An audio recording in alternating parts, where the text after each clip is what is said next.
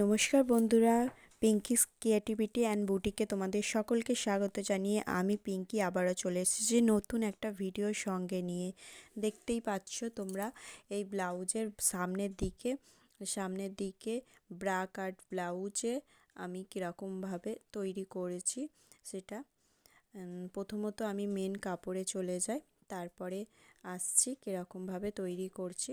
এই যে কাপড়গুলো নিয়ে চলে এসেছি, টুকরো টুকরো কেটে নিয়েছি, কেটে নিয়ে যেরকম ব্রা কাট হয় সেই রকম ব্রা কাটের মতন কেটে নিয়েছি। কেটে নিয়ে এবার আমি সেলাই করতে বসবো। প্রথমত সামনের পাটে যে অংশগুলো আগে নিতে হবে সেই অংশগুলো নিয়ে নিয়েছি। প্রথমত এই যে এইরকম গোল আকৃতির বা এইরকম টাইপের যে কাটটা হয়, কটুরিটা মেন আগে করে নিতে হবে।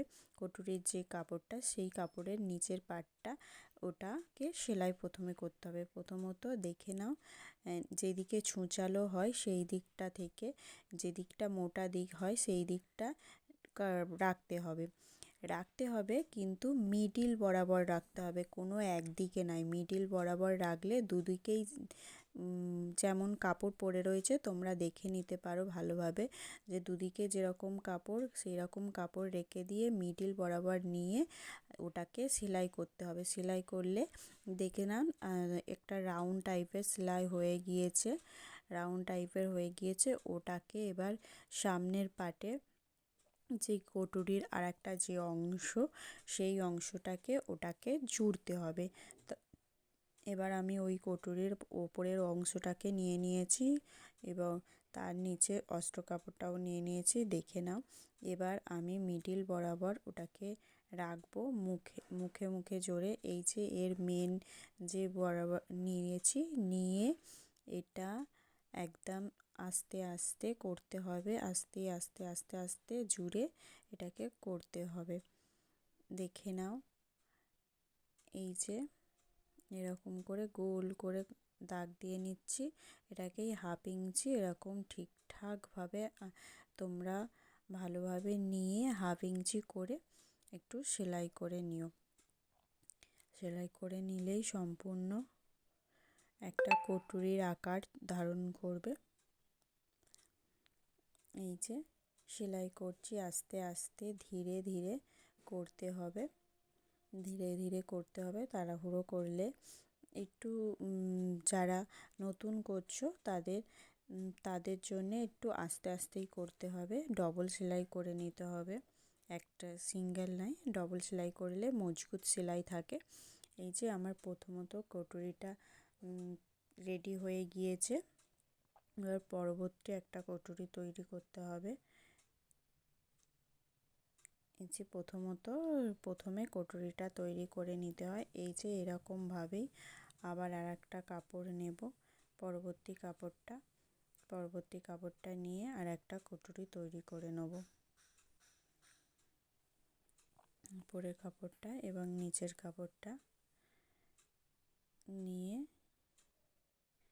নিচের দিকে অস্ত্র কাপড়টা দিয়েছি এবং এটাকেও এই যে পাট করে নিলাম। নিয়ে দুদিকে মাঝখানে নিয়ে এবার দুদিকে সমান সমান রেখে এই যে এটা এবার জুড়ে নেব সেলাই করে। এই যে আমার দুটো কটুরি রেডি হয়ে গেছে, কমপ্লিট হয়ে গিয়েছে। দেখে নাও, সুন্দর একটা শেপও এসে গেছে একটা কটুরি দুটোই সুন্দর একটা লুক দিচ্ছে। এবার আমাকে এসের মতন যে কাপড়টা, ওই কাপড়টাকে নিয়ে এবার জুড়তে হবে।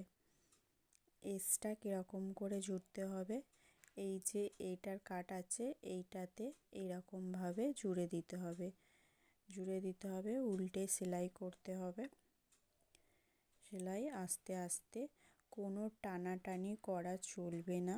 টানাটানি করলে এটা মানে একটা আলাদা বিচ্ছিরি দেখতে লাগে, আর একটা লাইন চলে আসে আর বাড়তি হয়ে যায়। তাই এটাকে কোনো টানাটানি চলবে না। আস্তে আস্তে এটাকে এরকমভাবে ধরে মুখোমুখি সেলাই করে ধরে ধরে এই 1/2 ইঞ্চি করে সেলাই করে নিতে হবে।